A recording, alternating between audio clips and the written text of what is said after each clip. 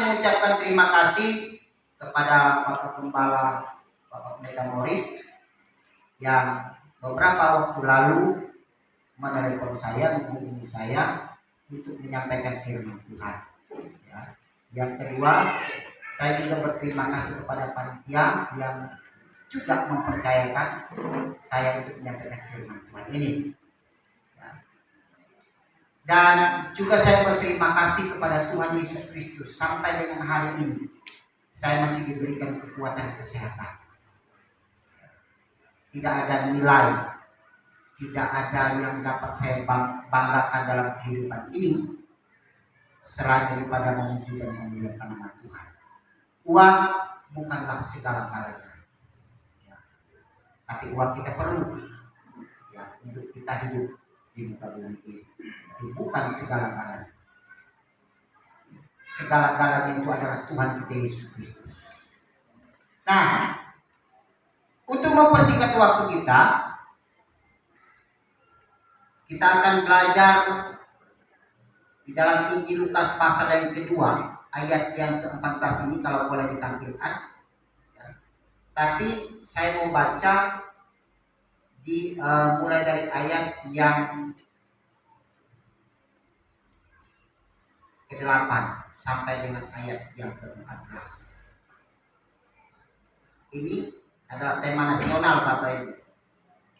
Ya, tema nasional. Jadi yang bergabung di PGI, ya, ini semua pakai ini. Ya, karena kami gereja kami juga bergabung di PGI. Ya, kita urutan 16, nomor 16 penggabungan kita di PGI. Baik Bapak Ibu, saya akan bacakan, Bapak Ibu simak baik-baik, ya.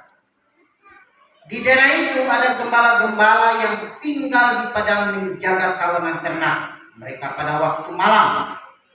Tiba-tiba berdirilah seorang malaikat Tuhan di dekat mereka dan kemuliaan Tuhan bersinar meliputi mereka dan mereka sangat ketakutan. Lalu kata malaikat itu kepada mereka, jangan takut, sebab sesungguhnya aku memberitakan kepadamu kesukaan besar untuk seluruh bangsa. Hari ini telah lahir bagimu juru selamat, yaitu Kristus Tuhan di kota Daud. Dan inilah tandanya bagimu, kamu akan menjumpai seorang bayi dibungkus dengan ranting dan terbaring di dalam palungan. Dan tiba-tiba tampaklah bersama-sama dengan malaikat itu sejumlah besar bala tentara sorga yang memuji Allah, katanya, kemuliaan bagi Allah di tempat yang maha tinggi dan damai sejahtera di bumi di antara manusia yang berkenan kepadanya. Bapak Ibu yang berbahagia itu adalah mereka yang mendengar firman Tuhan, merenungkan serta melakukannya. Tidak cukup sekedar mendengar saja. Yang kata firman Tuhan, yang berbagi itu adalah orang yang melakukan firman Tuhan. Saudara, saya suka dengan terjemahan lain dalam ayat 14 ini. Di dalam terjemahan firman Allah yang hidup, bagi Bapak Ibu yang punya Alkitab elektronik atau HP, ya, Bapak Ibu bisa lihat di terjemahan firman Allah yang hidup. Kalau dalam terjemahan baru dikatakan, ya, kemuliaan bagi Allah di tempat yang maha tinggi dan damai sejahtera di bumi di antara manusia yang berkenan kepadanya. Tapi dalam terjemahan firman Allah yang hidup dikatakan begini, kemuliaan bagi Allah di tempat yang maha tinggi dan damai di bumi bagi semua orang yang menyukakan hatinya. Jadi orang yang menyukakan hatinya. Jadi orang yang berkenan kepada Tuhan itu adalah orang yang menyukakan hati Tuhan. Katakan amin. Orang yang berkenan kepada Tuhan itu adalah orang yang menyukakan hati Tuhan. Jadi bukan orang yang pintar berbicara, pintar berkhotbah, baik itu. Tapi terlebih lagi orang yang menyukakan hati Tuhan. Bulan-bulan ini Bapak Ibu, mulai dari tanggal 1 bahkan ada yang merayakan perayaan Natal itu. Saya lihat di teman saya ada di Sulawesi itu bulan November itu tanggal 25 itu sudah mulai mereka merayakan perayaan Natal. Ya, mereka sudah rayakan itu. Saya tanya, kok sekali sudah merayakan Natal? Oh iya Pak Pendeta, kami sudah merayakan Natal. Nah untuk di daerah kita ini ada yang tanggal 29. Ya, kami biasa setiap tahun itu tanggal 1 tadi kemarin. Berhubung dengan pembicara, maka kami buat tanggal 7 Desember. Jadi sepanjang bulan Desember ini kita melakukan perayaan Natal. Kita dari satu tempat ke tempat yang lain, kita datangi Bapak Ibu. Kalau saya tidak melihat ada undangan, tidak ada undangan. Kalau saya tidak ada bertabrakan, maka saya harus datang. Saya tidak pernah melihat, oh ini gereja ini tidak mengundang saya tidak mau datang, bukan. Saya prinsipnya tidak seperti itu. Karena motivasi saya adalah menyukakan hati Tuhan itu. Tapi ada orang, karena dia bukan satu aliran, bukan satu organisasi, bukan satu denominasi, dia tidak mau datang. Makanya saya bingung juga. Ya, ini yang disembah ini Tuhan yang mana? Kalau mereka merasa bahwa yang disembah itu adalah Tuhan Yesus Kristus, maka tidak ada undangan. Yang mengundang adalah Tuhan Yesus itu sendiri. Keliru. Makanya berkat jauh. Kalau kita pilih-pilih seperti itu jauh. Yakin saya.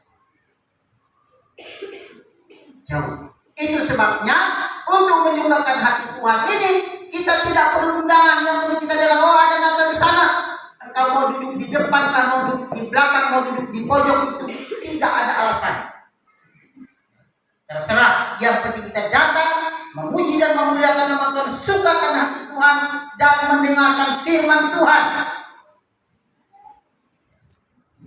Jadi jangan lihat merek gereja. Karena di akhirat nanti merek itu sudah tidak ada lagi. Yang ada adalah apakah engkau menyukakan hati Tuhan atau tidak. Saya Bapak Ibu kalau saya pergi keluar, apakah saya ke Jawa, ke Sumatera, saya tidak pernah melihat satu merek gereja saya. Saya pergi pelayanan di mana mereka panggil atau di mana yang terdekat tempat saya tinggal itu, saya ibadah di situ. Oh, apapun gerejanya, apapun mereknya, yang penting landasannya adalah Kristus Yesus. Itu saya tidak pernah melihat itu. Berdosa saya kalau saya melihat cuma merek gereja saja. Nah, saudara yang terkasih dalam nama Yesus Kristus, kita bersyukur kepada Tuhan. Karena kita masih diberikan kekuatan dan kesehatan. Kita masih diberikan rezeki. Harga sawit masih tetap bertahan di 2000 sekian. Itu sudah merupakan satu ungkapan syukur kita kepada Dia. Bayangkan kalau harga sawit anjlok seperti tahun lalu yang harganya 700, 500 ya, 500. Mau bilang apa kita? Itu kredit itu menangis orang-orang. Saya ini Bapak Ibu orang pekebun juga, selain daripada pendeta, saya juga orang pekebun. Ya. Makanya susah mau ketemu saya. Kalau saya tidak ada urusan di luar, pasti urusan saya di kebun. Dan begitu sebaliknya. Dan relasi saya adalah dengan PT Sungai Rangit Sampurna Agung. Mereka kenal sama saya. Bapak Ibu saudara kekasih dalam nama Tuhan Yesus Kristus, kita harus memuliakan Allah. Kita harus menyukakan hati Tuhan. Kenapa? Saya catat ada 3 poin Bapak Ibu. Tidak panjang-panjang, 3 poin saja. Kenapa kita harus menyukakan hati Tuhan? Yang pertama, karena dosa kita sudah diampuni. Apa jadinya kalau Yesus itu tidak lagi? Saudara dan saya mau dibuang kemana? Apa yang bisa kita perbuat? Karena dosa upahnya apa? Dosa maut. Maut berarti masuk neraka.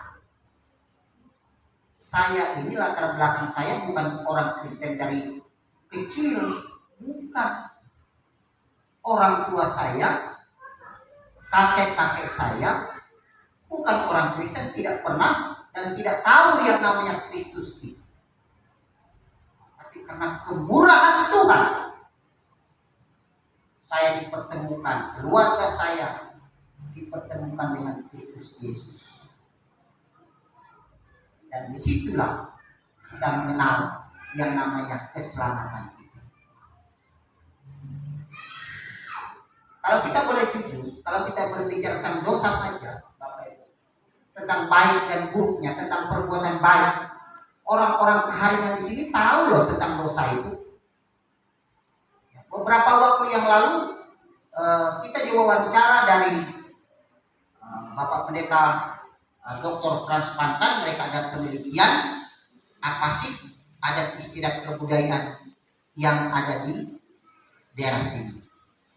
Saya jelaskan, saya paparkan semuanya.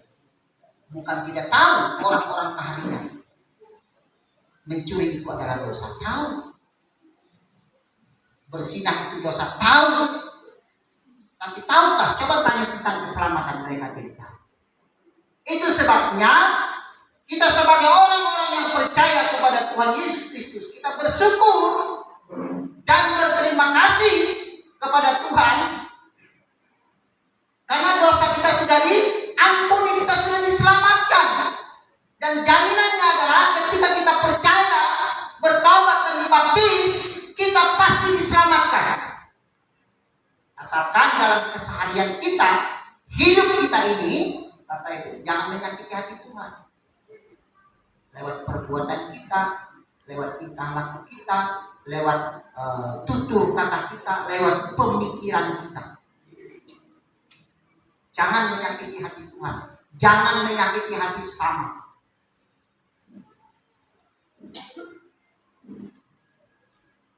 Karena visi dan misi hidup kita itu adalah, kalau saya, ya, menyukakan hati Tuhan. Bagaimana caranya kita beribadah, memuji dan memuliakan nama Tuhan? Kita saling memaafkan, kita tidak menaruh dendam, kita tidak menaruh rasa dengki, iri dan lain sebagainya. Karena yang tahu itu Bapak Ibu, kita sendiri dan Tuhan. Yang tahu keberadaan kita itu, sekali lagi saya ulangi, yang tahu keberadaan kita itu, apa yang ada dalam pemikiran kita itu, kita sendiri dan Tuhan. Makanya tolak ukurnya jangan kepada manusia, tapi kepada Tuhan.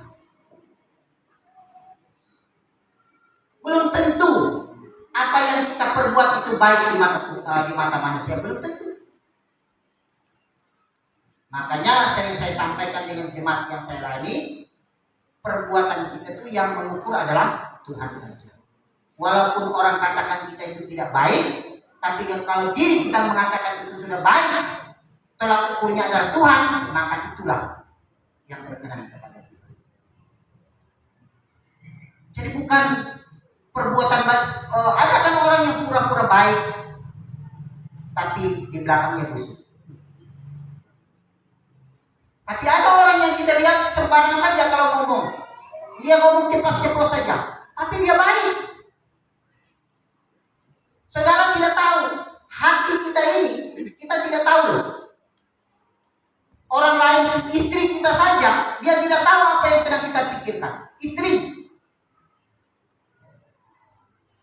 Makanya jangan tuntut kepada istri kita untuk saling mengerti. Oh, kamu sih tidak pengertian sama saya.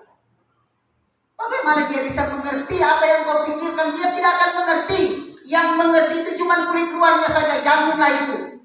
Tidak mengerti. Sedikit yang dia mengerti itu. Walaupun tidur sama satu ranjang. Tidak akan mengerti. Maka itu yang mengerti kita dan Tuhan. Jadi karena dosa kita sudah diampuni Bapak Ibu, ya. Jadi kita wajib untuk memuji dan memuliakan nama Tuhan, menyukakan hati Tuhan. Tidak ada alasan untuk kita tidak memuji dan memuliakan nama Tuhan. Tidak ada alasan untuk kita tidak beribadah kepada Tuhan Yesus.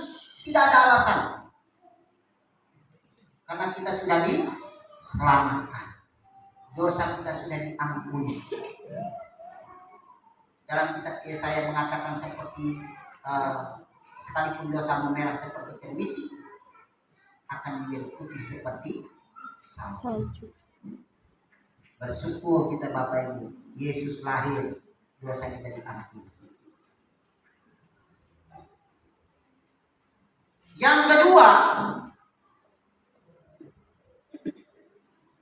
Yang kedua, kenapa kita harus bersyukur kepada Tuhan? Kenapa kita harus menyukakan hati Tuhan? Kenapa kita harus memuji dan memuliakan nama Tuhan? Yang kedua adalah penyakit kita sudah disembuhkan. Jangan seperti 10 orang kusta. Tahu cerita itu?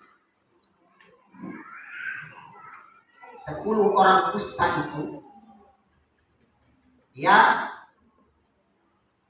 kena penyakit kusta. Menurut tradisi Yahudi zaman itu, orang yang kena penyakit kusta itu diasingkan. Tidak boleh bergaul kepada masyarakat, kepada keluarga dan sebagainya. Tidak boleh. Maka mereka menjadi terasing. Malu mereka. Tapi karena mereka berseru kepada Tuhan Yesus, maka 10 orang itu penyakit itu sembuh semua. Tapi ketika mereka mendapat kesembuhan, yang datang bersyukur kepada Tuhan itu berapa orang Bapak Ibu? 1 orang. Tuhan Yesus bertanya, kemana yang 9 orang itu? Kemana? Yang 9 orang itu kemana? Bukankah semua 10 tadi semua telah sembuh? Yang 9 orang itu kemana? Kita itu seringkali seperti itu. Seringkali seperti itu. Kalau waktu sakit kita, oh Tuhan tolong. Menangis di hadapan Tuhan, ibusnya ke kanan dan ke kiri, air matanya sudah tidak terhitung lagi. Tapi begitu sudah disembuhkan, minggu pertama dia masih ibadah, minggu kedua ibadah, minggu selanjutnya sudah tidak ada lagi. Haleluya. Saya Bapak Ibu punya adik sepupu. Tahun 2008 dia kecelakaan di dekat kaki sana itu. Tabrak oleh orang, patahlah kakinya itu. Sebelah kanan atau kiri lupa saya. Patah kakinya dan ya yang namanya patah ya tidak ada yang enak. Menangis. Dia dari Balerian dia bawa ke Sukaraja karena saya kasihan sama dia.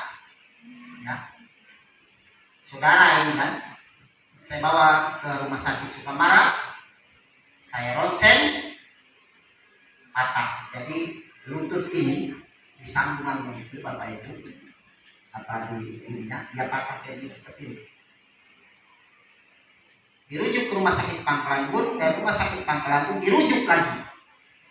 Kalau tidak ke rumah sakit ortopedi Banjarmasin yang ada di Jawa. Tidak ada duit. Kita kan ke rumah sakit perlu duit kan? Tidak ada yang gratis.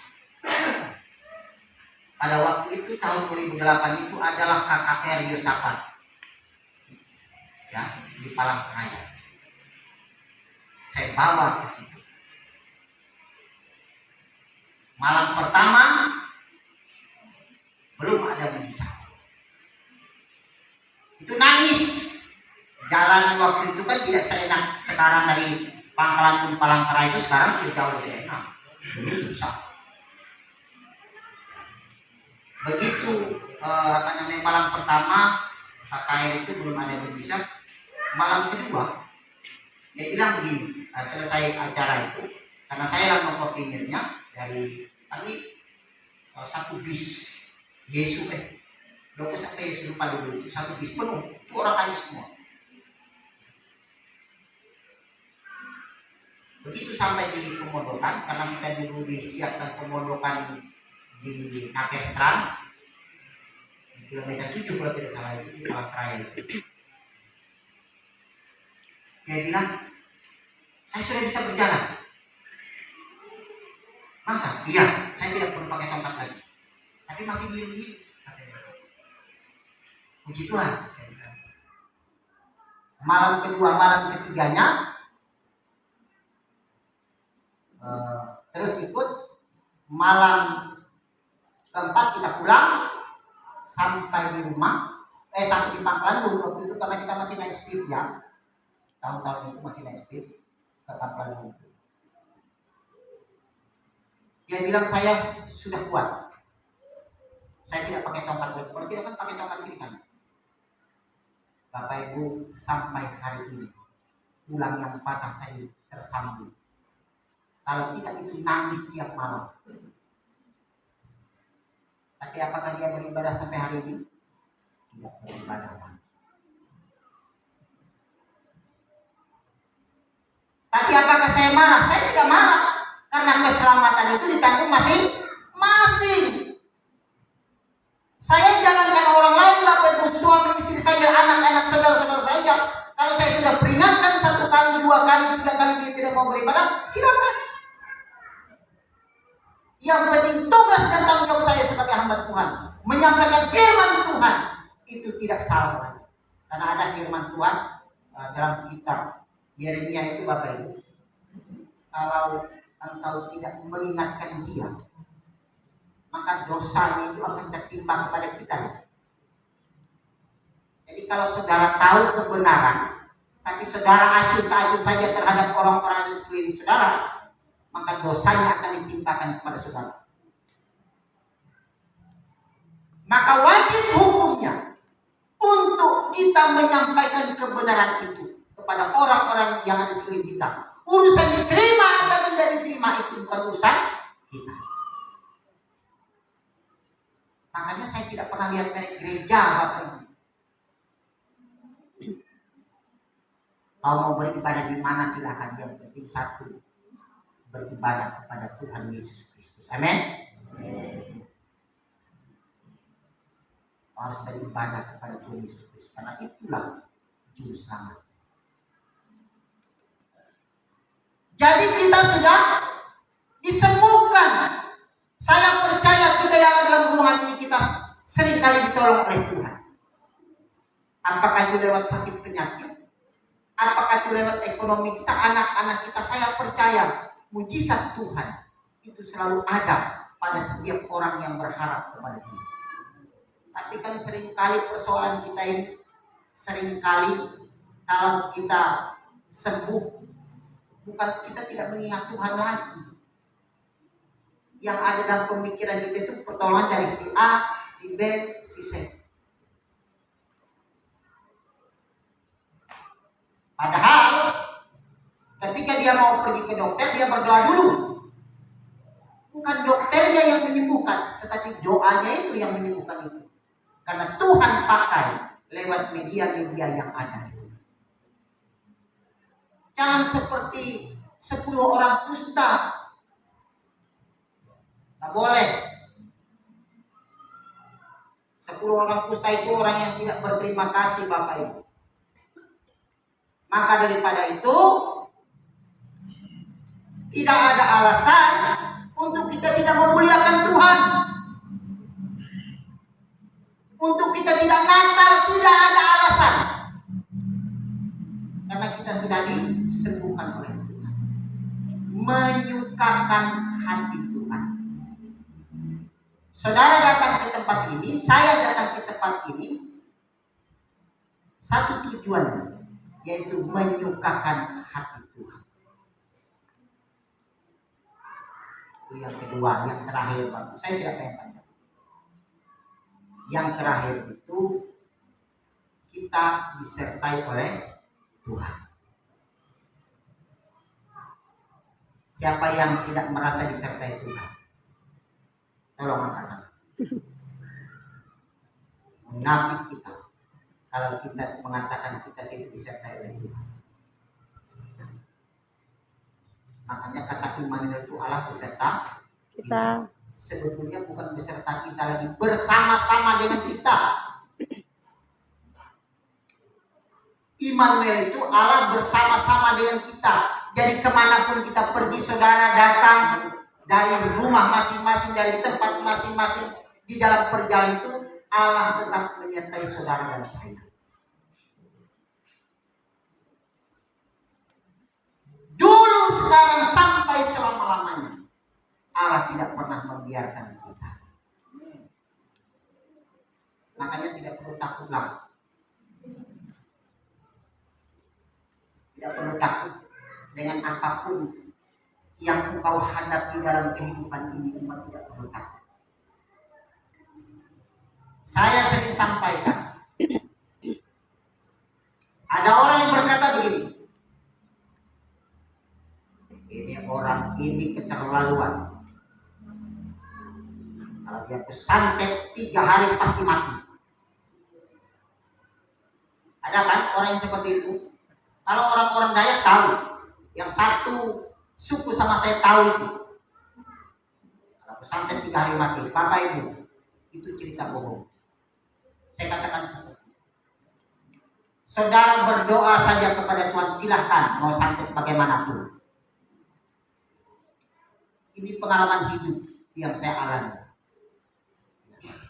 Pengalaman hidup yang saya alami. Kalau bukan Tuhan, saya ini sudah mati lama. Orang Dayak itu serba salah. Ya. Kalau kita banyak duit,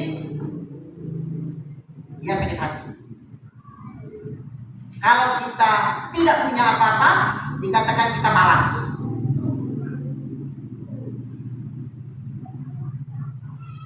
Dasar aku pemalas, tidak mau bekerja, tidak mau buat kebun. Tapi begitu kita sudah memiliki mobil, rumah yang bagus, sudah itu tanah orang itu dijualnya itu, ya, punya orang direbutnya itu, timbul sakit hati. Dia lakukanlah segala macam cara, tidak terkecuali itu dengan orang Kristen itu sendiri. Tapi apakah kita takut? Allah menyertai kita, Allah beserta dengan kita, Allah tinggal dan diam bersama-sama dengan kita. Apa itu tidak perlu ragu, terutama saudara-saudara saya yang dulunya keharingan, sekarang kita sudah beralih kepada kepercayaan yang namanya keselamatan Yesus Kristus. Tidak perlu ragu. Engkau tidak perlu ragu mengiring Tuhan dalam hidupmu.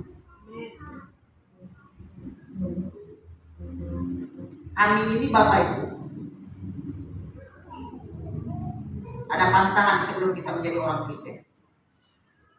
Apa itu pantangannya? Orang-orang Lubu ini tahulah.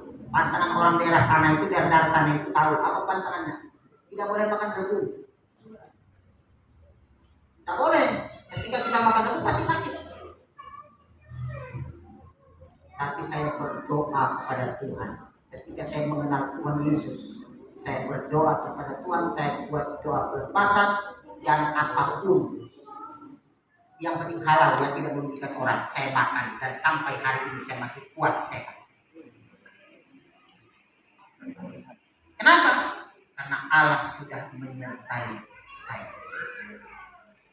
darah Yesus yang tertumpah di bukit Golgota itu, dia sudah membebaskan kita dari segala kutuk, dari segala santet dan lain sebagainya. Dia sudah bebaskan.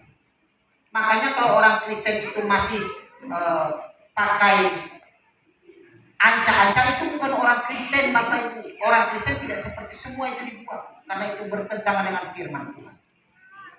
Engkau tidak akan pernah ditolong oleh Tuhan, engkau tidak pernah diberkati oleh Tuhan kalau hidupmu seperti itu. Tidak akan pernah. Hidupmu tidak akan pernah berubah. Anak-anakmu tidak akan pernah jadi orang.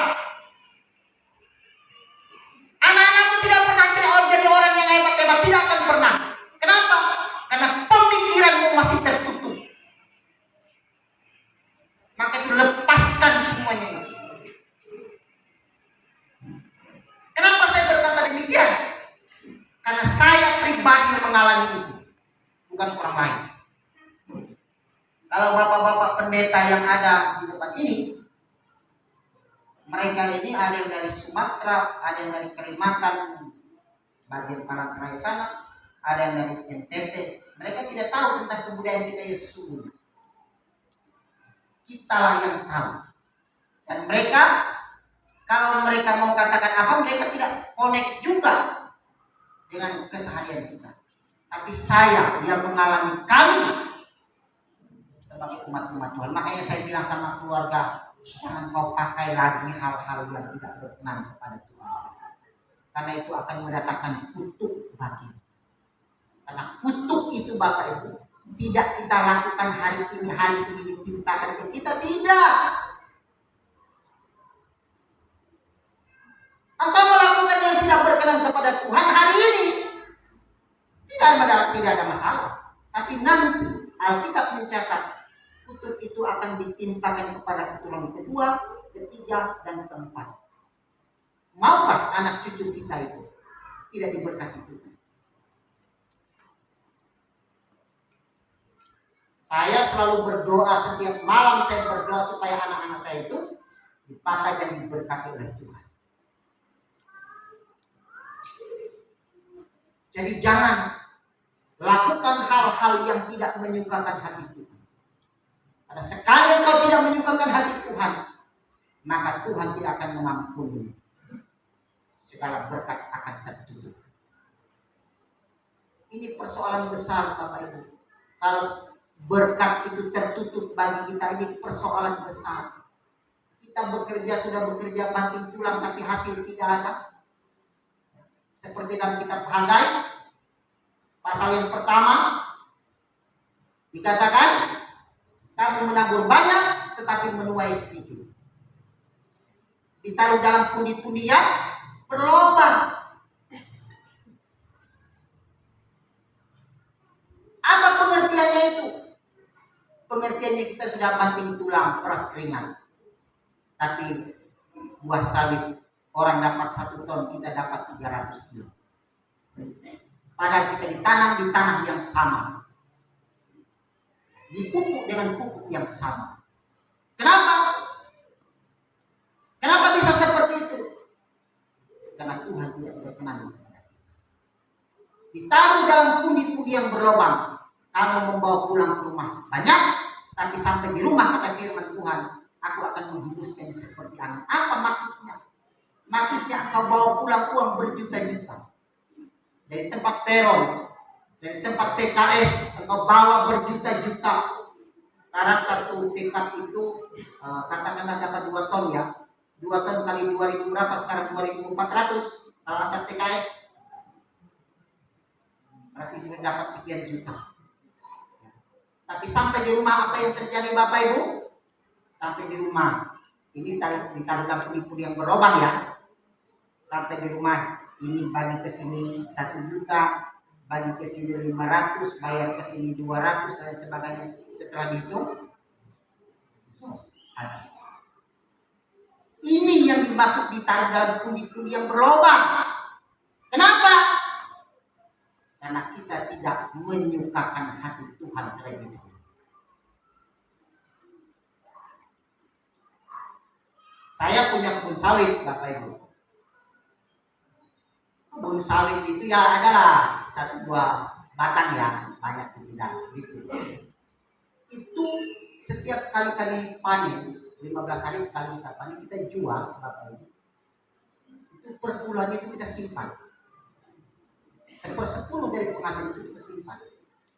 Nanti di akhir tahun masuk bulan Desember itu ya, baru kita bagi kepada mereka yang membutuhkan. Baru kita pergunakan untuk pekerjaan Tuhan. Sebetulnya kalau kita mau jujur saja, pembangunan gereja itu terlalu gampang kalau kita mau jujur di hadapan Tuhan. Tapi kenapa pembangunan gereja sampai 4 tahun, 5 tahun? Karena kita tidak mau berkorban. Sulit berat rasanya berkorban. Korban itu artinya memberi, bukan menerima.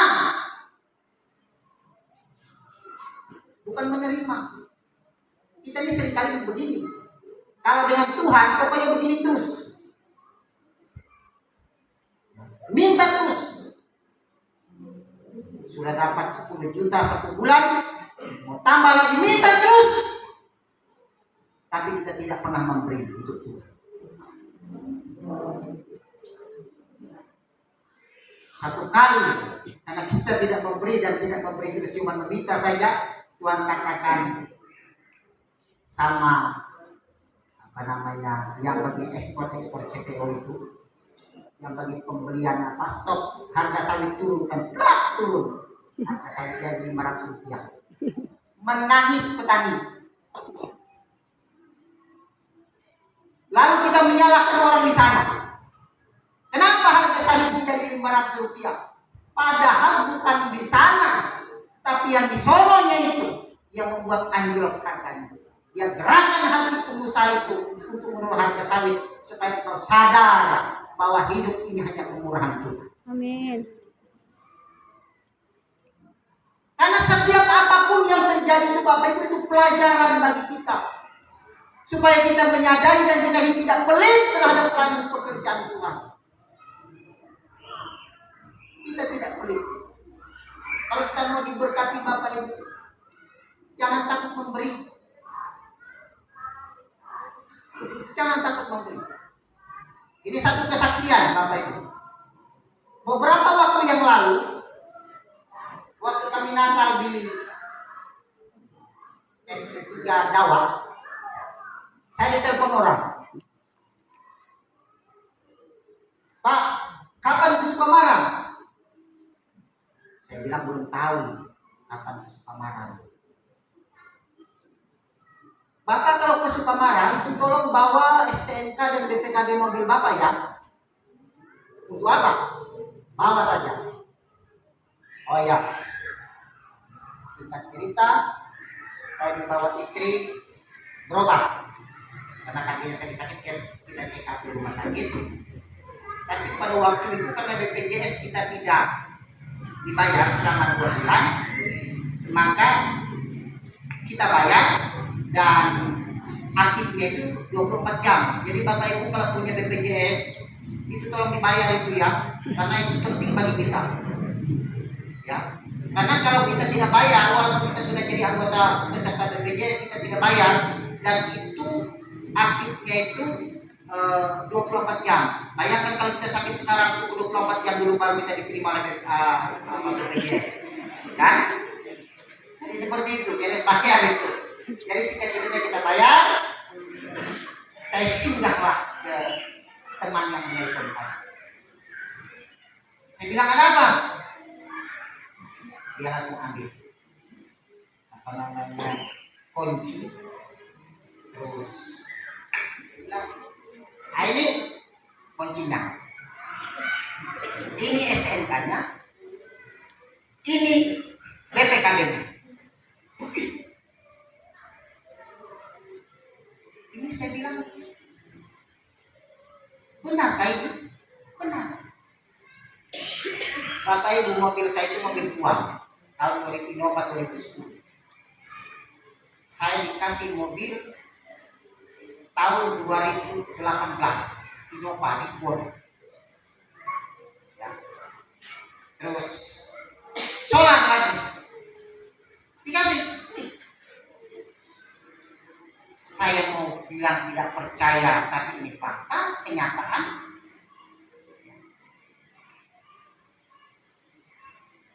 Saya bilang, benar-benar kayak benar, ini bawa mobil ini. Saudara, mobil ribuan itu memang saya sudah lama impikan itu. Tapi karena kebaikan Tuhan bisa pakai siapa saja. Karena Allah sudah beserta dengan kita, Allah sudah menyertai kita, dan Dia gerakan Dia berikan ini. Bapak Ibu tahu, saya tidak menambah sepeser. Itu mobilnya ada di depan. Boleh kalau mau mencoba itu seperti apa. Jadi kita harus berkenan dulu kepada Tuhan. Harus berkenan.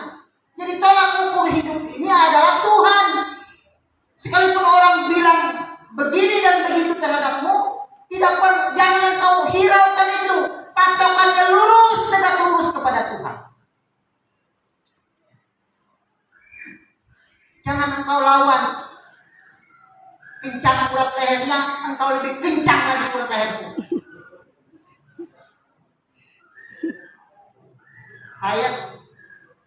Saya tidak terlalu membela diri dalam perkara apapun.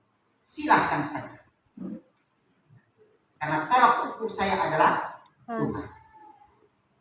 Saudara, kalau sudah berkat itu tidak kemana-mana, yakinlah.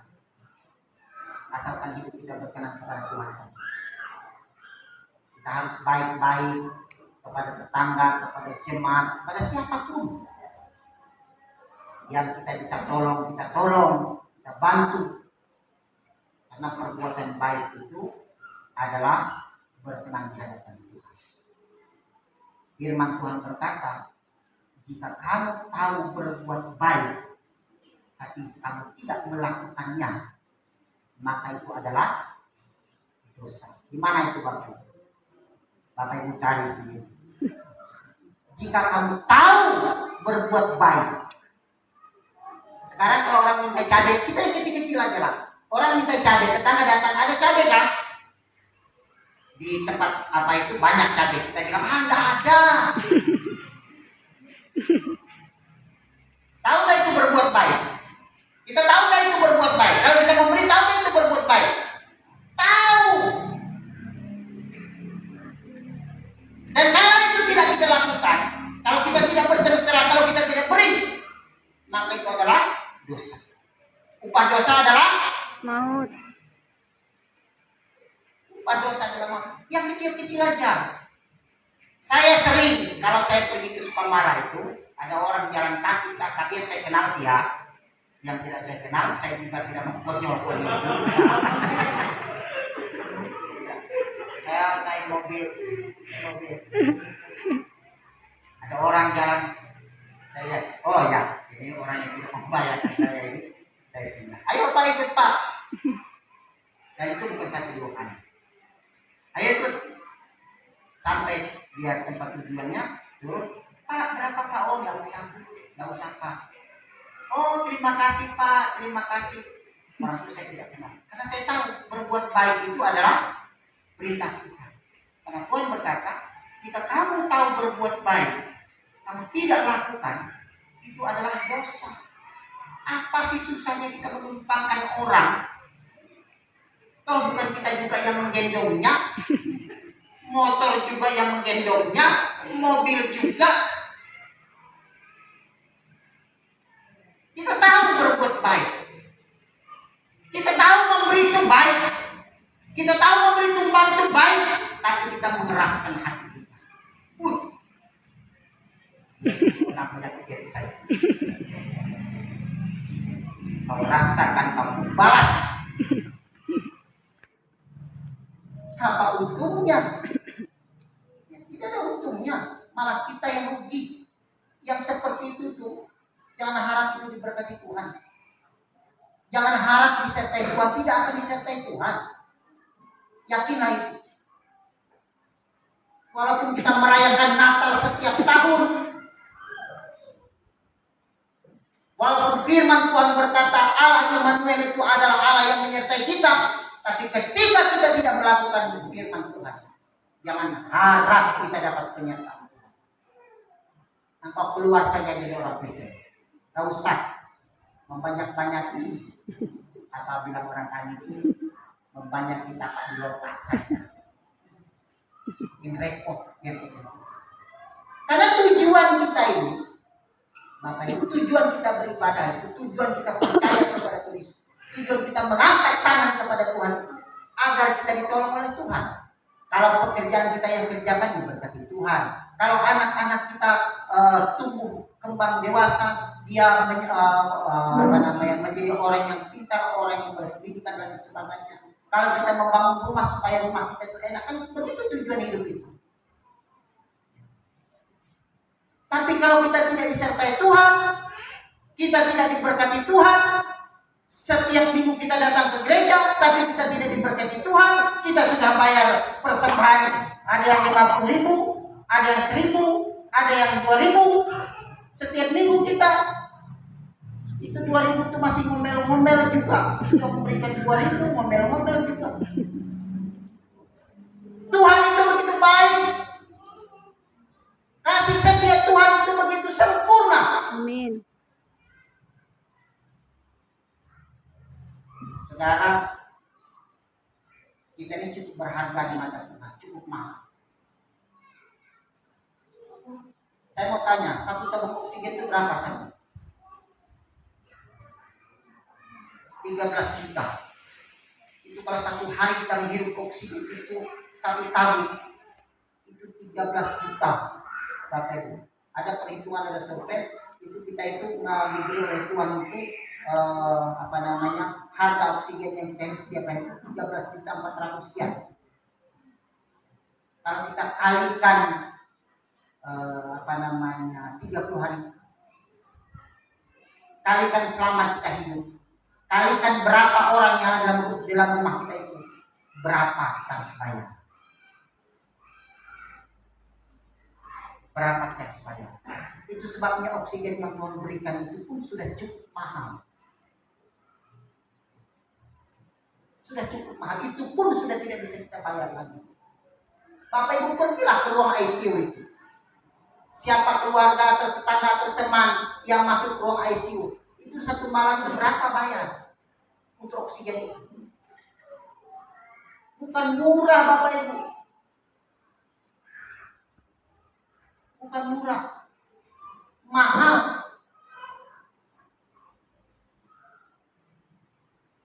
Ratusan juta, miliaran seharusnya harus kita bayar. Belum lagi kalau kita memakai oksigen, kita bawa tabung yang tentang sanggup tak kita bawa tabung oksigen itu? Sangat mahal. Tidak sanggup. Kita apa yang kita bawa? Jangan dengan santai. Itu pun kita kurang bersyukur juga kepada Tuhan. Natal itu membawa kita untuk bersyukur kepada Tuhan, mengingatkan kita bahwa kelahiran Tuhan Yesus Kristus itu, Raja segala raja itu, yang membawa kedamaian di bumi itu sangat-sangat berarti. Itu sebabnya kita naikkan ucapan syukur kita. Kita beribadah kepada Tuhan atas segala pertolongan dan penyertaan Tuhan dalam hidup kita. Jangan menunggu kita berbicara di sorga, di akhirat. Kita berbicara di bumi saja. Damai sejahtera. Saya ulangi sekali lagi. Dalam terjemahan baru. Kemuliaan bagi Allah di tempat yang maha tinggi dan damai sejahtera di bumi. Damai sejahtera di bumi. Kenapa ada damai sejahtera di bumi? Karena Yesus sudah lahir. Makanya Natal itu bukan saja setiap Desember, tapi Natal itu setiap hari. Kita bersyukur itu bukan saja di Desember, tapi setiap hari. Kita bersyukur. Bukan cuma sekedar di mulut kita bersyukur, tapi dengan perbuatan kita. dengan kelakuan kita, dengan pemikiran kita. Jangan pikiran yang kotor-kotor. Taunya sakit hati saja dengan orang lain. Sedikit-sedikit kita sakit hati. Sedikit-sedikit kita tersinggung. Orang yang semacam itu orang yang tidak diberkati Tuhan. Dan hidupnya selalu sakit hati terus. Ada akar pahit terus yang melilit dalam hati dan pikirannya. Orang yang selalu memiliki akar pahit itu, Bapak Ibu, orang yang tidak sejahtera dalam hidupnya. Tidak ada damai dalam hidupnya. Tidak ada. Tidak ada dalam damai hidupnya. Maka daripada itu, untuk Bapak Ibu memperoleh kedamaian itu, kita harus meninggalkan hati Tuhan. Terlebih di momen-momen Desember ini, kita saling mengunjungi satu sama lain. Apalagi nanti tanggal 25 Desember itu, selesai kita pulang dari gereja kita masing-masing. Kami dulu dengan Pak Julius ini, waktu masih di Durian, kami tidak pernah melihat dari gereja. Kami datang. Tapi tentunya tidak semua. Kenapa? Karena waktu juga yang terbatas. Capek juga Bapak Ibu satu hari makan sampai ya. Jadi Bapak Ibu kalau ada waktu datang tanggal 25, 26, tapi tanggal 27 jangan datang. Ya.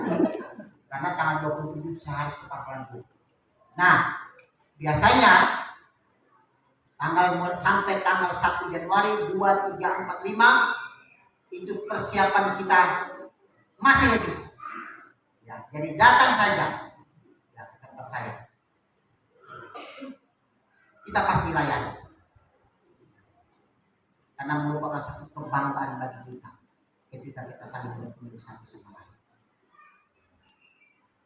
Jadi itu Bapak Ibu pesan Natal pada malam hari ini. Yang pertama, dosa kita sudah diampuni. Jadi tidak ada alasan untuk kita tidak memuliakan Tuhan. Yang kedua, penyakit kita sudah disembuhkan. Jadi tidak ada alasan untuk tidak kita memuliakan Tuhan. Untuk kita tidak Natal itu tidak ada alasan. Yang ketiga, Allah sudah menyertai kita. Jadi wajarlah, pantaslah kita berterima kasih kepada Tuhan. Dan kita menaikkan puji-pujian kita kepada Tuhan. Puji Tuhan, itulah firman Tuhan yang dapat saya sampaikan pada malam hari ini. Biarlah pada firman Tuhan itu senantiasa memperbaharui, memberkati setiap kehidupan kita hari demi hari. Kita tunduk kepala kita berdoa. Bapa di surga, di dalam nama Tuhan Yesus Kristus Allah yang kami sembah dan muliakan di dalam hidup kami, pada malam hari ini kami bersyukur berterima kasih kepada-Mu Tuhan, karena kami sudah diingatkan, ditegur oleh firman-Mu. Kami senantiasa bersyukur kepada Engkau atas kelahiran-Mu yang kurang lebih 2000 tahun yang lalu. Engkau sudah lahir, Engkau sudah menyatakan diri-Mu, Engkau sudah mengampuni kami, Engkau sudah menebus kami dari cara hidup kami yang lama. Kami bukanlah siapa-siapa di hadapan Tuhan, tetapi oleh karena anugerah dan pertolongan Tuhan, kebaikan Tuhan, kami diangkat, diadopsi menjadi anak Tuhan. Terpujilah nama-Mu Tuhan Yesus. Hamba-Mu sudah selesai berbicara, tapi firman Allah itu senantiasa berbicara di dalam hati dan pikiran kami. Meteraikan benih firman Tuhan itu di dalam loh hati kami, ikat di pemikiran kami, agar kemanapun kami melangkah, kaki kami berada, kami selalu ingat akan firman-Mu, dan Engkau menyertai kami dan hidup kami diberkati oleh Engkau. Terpujilah nama-Mu Tuhan Yesus. Mengucap syukur dalam nama Tuhan Yesus kami sudah berdoa. Haleluya. Amin. Puji Tuhan.